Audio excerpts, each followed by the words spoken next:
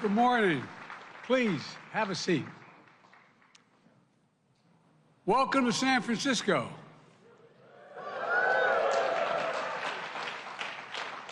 This Marconi Center is about as big as my state.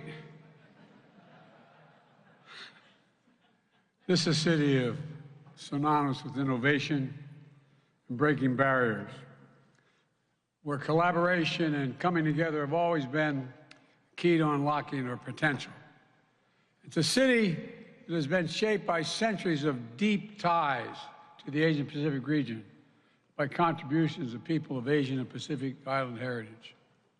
So San Francisco is a natural place to gather to innovate and collaborate for the 2023 APEC Summit, the CEO Summit, and all the events that are taking place this week.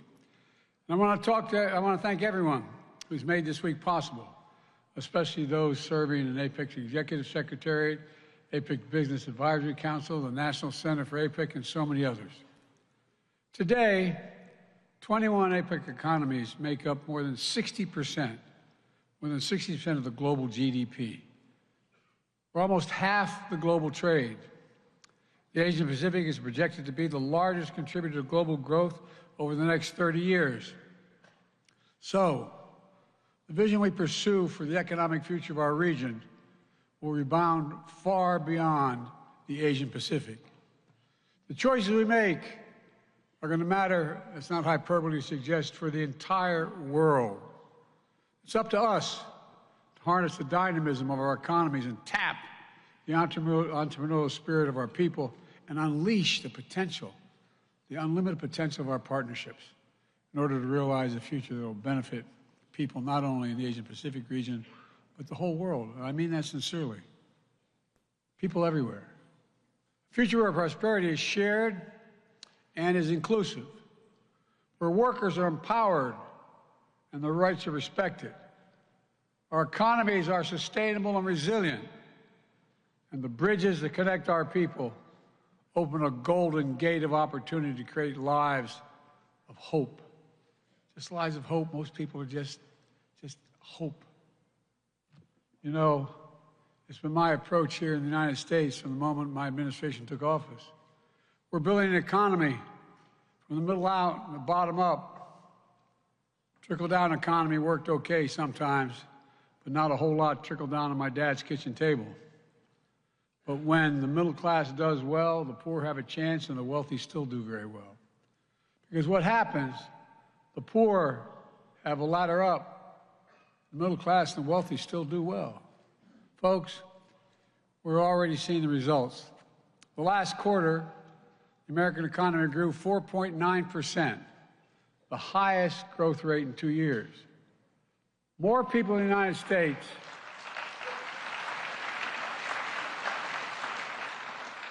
because of many of you sitting there, the CEOs. Let's give credit where it's due. More people in the United States are in the workforce today than any time in American history. Our unemployment has been under 4% for 21 straight months. Inflation has come down by 65%, more to do. We now have the lowest inflation rate of any advanced economy in the world. Meanwhile, median household wealth has grown by 37% in real terms since before the pandemic. I acknowledge there's a disconnect between the numbers and how people feel about their place in the world right now. We can deal with the second part as well.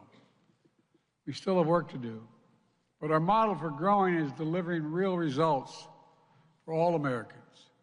Significant Black unemployment, Latino unemployment, et cetera. The strength of our economy is driving growth and spurring investment throughout our region.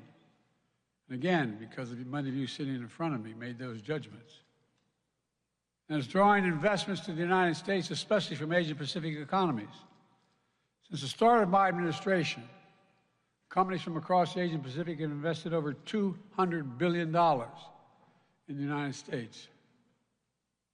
These are historic investments, creating literally tens of thousands of good-paying jobs.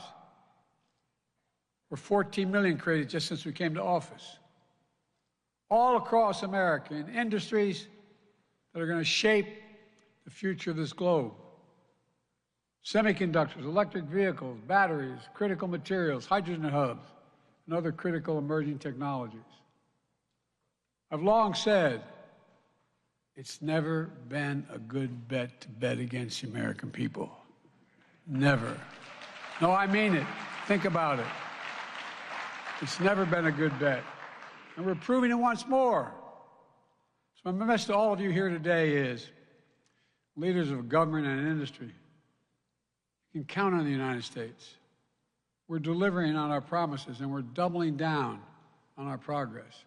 And we'll soon be your strong and steady partner as we continue working together to realize the Asia-Pacific region that is free and open, prosperous and secure, resilient and connected.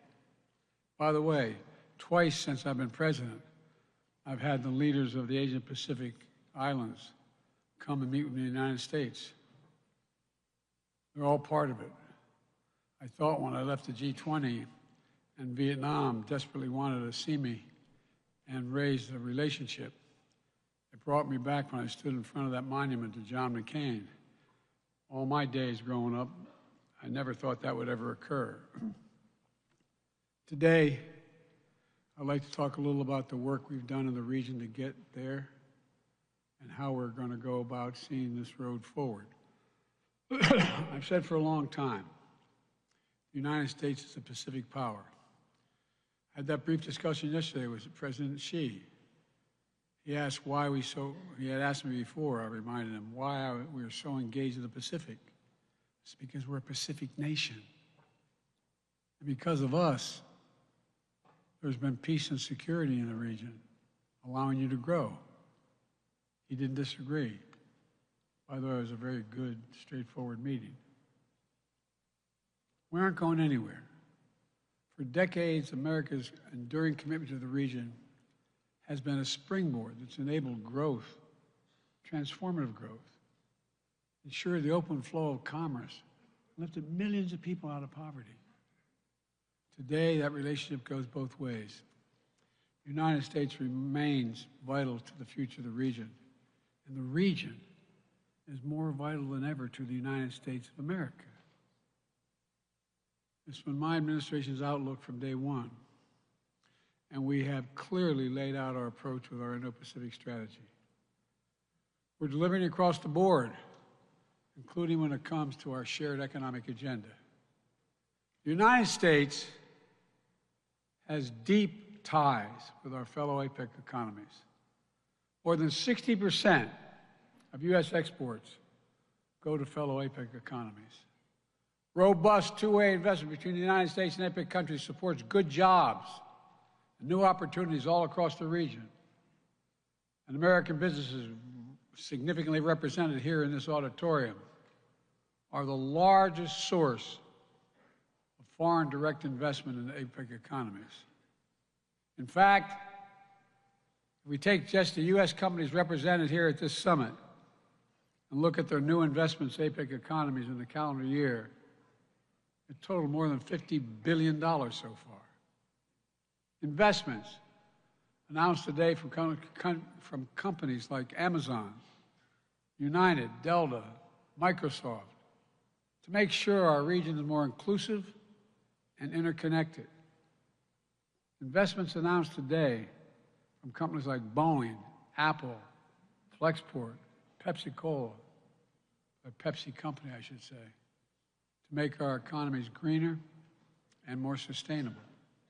Investments today from companies like IBM, Organon, Visa. Look, they make our region more resilient. Y'all make it more secure. Here in this world-renowned hub of innovation, leading tech companies like Anthropic, and I'm going to mispronounce. I'm not going to even try. It's better not to try and not mispronounce than try and mispronounce. The point is, Small and medium-sized business and startups are getting into action as well. All the announcements translate into real outcomes that matter to people's lives. They're proof that a strong, dynamic American economy is an engine of growth, economic growth, and innovation throughout the entire region. And they're testament to the fact that American investment and American ingenuity are in high demand all across the region. Because when you do business with the United States and our companies, you know what you're getting. High standards, fair practices, protections for workers, world-class ideas and innovation, and a commitment to deal with the environment. Finally, it's a quality guarantee. Look, this is how we've been able to mobilize billions in investment, including major new announcements this morning through our Partnership for Global Infrastructure and Investment. We also work closely to deepen our bilateral economic cooperation with partners throughout the region, especially on the issues that will most impact our future economic success. For example, in September, when I traveled to Vietnam, as I mentioned earlier, to mark a historic new phase in our partnership of our countries, we committed to work together to strengthen the semiconductor supply chain. With India, Japan, Republic of Korea, and Singapore, we've launched new initiatives to shape the technologies and standards that will transform the future. We've deepened economic partnership with the Philippines, Indonesia, Australia, and others. We've renewed and elevated our engagement with critical regional bodies, including the ASEAN and Pacific Islands Forum. And when we offered to host APEC 2 years ago, we committed to modernizing this institution to make it easier for us to work together as we take on the challenges of a new era, and there are many challenges. We're going to see more changes in the next 10 years than we've seen in the last 50 years. That brings me back to the summit, and where we go from here. The world is fundamentally different than it was 30 years ago at the first annual APEC leaders meeting at Blake Island in Washington State. The questions we must answer today are not about how much we trade, but about how we build resilience, lift up working people, reduce carbon emissions, and set up our economies to succeed over the long run. How to deliver growth from the bottom up and the middle out so no one gets left behind. And the idea behind this new Indo-Pacific economic framework, a partnership among 14 diverse and dynamic nations, all committed to tackling urgent issues like pandemic response, vulnerable supply chains, climate change, natural disasters, which we've learned can gravely impact our economies. We've announced the framework in May of 2022, and later today we're launching an important new tool to promote sustainable economic growth and create a race to the top, not the bottom. There are tangible commitments negotiated in record time that are going to deliver meaningful outcomes to make supply chains more resilient, facilitate clean energy transition, and fight corruption. For example, our new supply chain agreement will allow us to better monitor for supply chain challenges before they become the kind of full-scale disruptions we saw during the COVID-19 pandemic, and ensure we're better prepared to shift and adapt when disruptions do occur, and they will. I know you all know better than I, our work is not yet done. This framework will be a platform for ongoing economic cooperation, and we will continue working to better facilitate high-standard trade that advances workers' rights with strong enforcement of labor standards. And at every step, we have upheld our commitment to unions. Each of the framework pillars includes strong pro-labor outcomes that will benefit workers of all economies. It's critical to building a stronger, fairer, more resilient economy for families across the Indo-Pacific.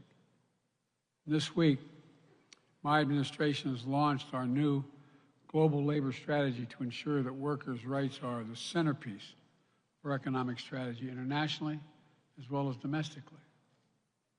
That's a primary concern to me. Last week in Illinois, I congratulated the UAW on their record contract with the big three U.S. auto companies. The contracts can lead to thousands of new jobs, billions of dollars in planned investment to keep American auto industry strong and competitive.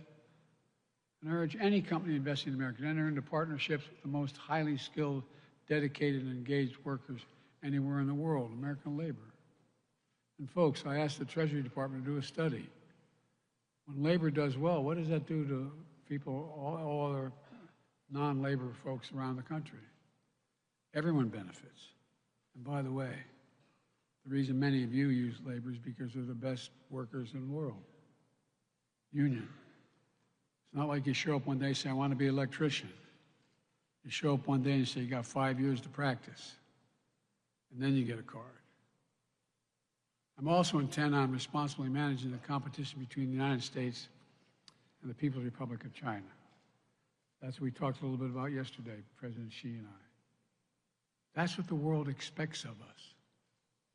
And I promise you that's what we're doing. I met with Xi yesterday, leader to leader, to make sure there's no miscommunication between us. As always, I've met with him more than any other world leader because when I was vice president, it was concluded that I should get to know him. It wasn't inappropriate for the President of the United States to be meeting with the Vice President. We've had, prior to this, 6 to 8 hours of private meetings, just he and I, each with a simultaneous interpreter. Our discussions have always been candid and constructive. I again emphasize to President Xi that the United States does not seek conflict. And yesterday, we announced resumption of military-to-military communication channels to reduce the risk of accidental miscalculation. And it exists.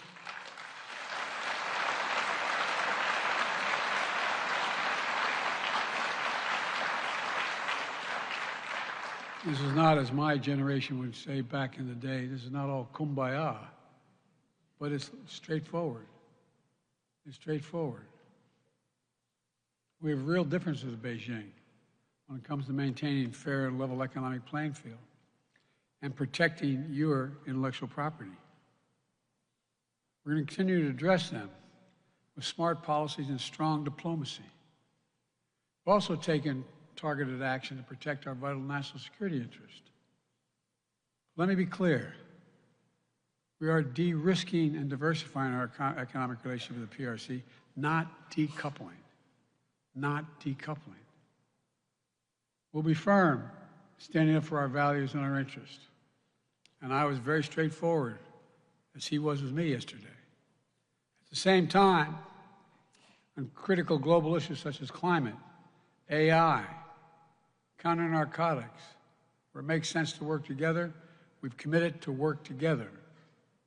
We're going to continue our commitment to diplomacy, to avoid surprises, and prevent misunderstandings.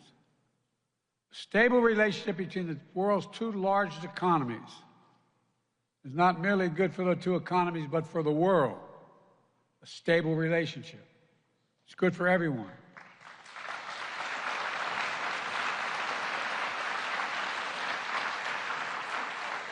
Let me close with this.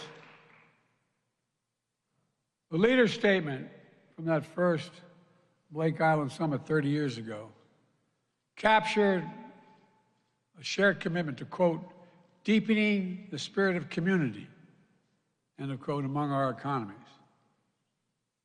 For all that has changed over the past 3 decades, we have to continue to summon the spirit of community to meet the challenges of today and to seize the enormous possibilities that exist. My staff is tired of hearing me say this for the last, I don't know how many years. The world is at an inflection point where the decisions we make today, this is not hyperbole, are going to shape the direction of the world for decades to come. For decades to come. Just think of AI. That's particularly true in the Asian Pacific, where so much of the future of our world will be written. And I would argue each of us has a part to play in writing that future together. So today, I challenge all of us to measure our successes not based on the bottom line of our balance sheets, but with the lives we lift up through investment, the potential we unleash with our innovation, and the ability to continue to talk with one another. Let's build a global economy where everyone has a chance to succeed and workers have a fair shot, a fair share of the value they create. The United States is stepping up because of many of you in this room. We're not talking the talk, we're backing it up with commitments. You're going to see us follow through. So I want to thank you again for joining us in San Francisco. Thank you for your commitment to APEC and the future of the Asia-Pacific region.